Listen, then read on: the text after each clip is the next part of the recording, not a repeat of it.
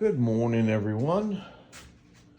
Here's a brief update. I haven't done a video in a while because I got a job, but Friday I got let go because, I don't know, it became 90 days and they didn't give me an excuse why they got rid of me.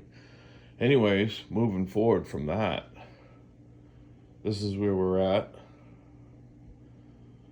I got to remove that section over there. And then obviously there's been some water penetration through the lower of that foundation, as Bailey is over there whining because he wants attention. Also got to figure out the plumbing. I just have a couple more things to do.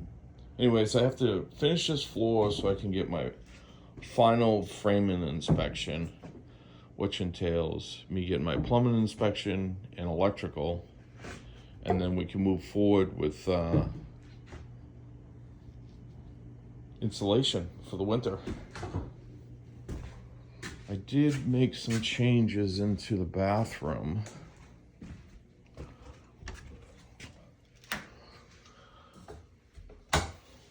Which is green now. That's what the wife wanted, so that's what the wife gets. Get a mirror. I got those lights at a non-profit place. And I'm making headway on the closet. Almost there. Thanks for hanging in there. Please like and subscribe.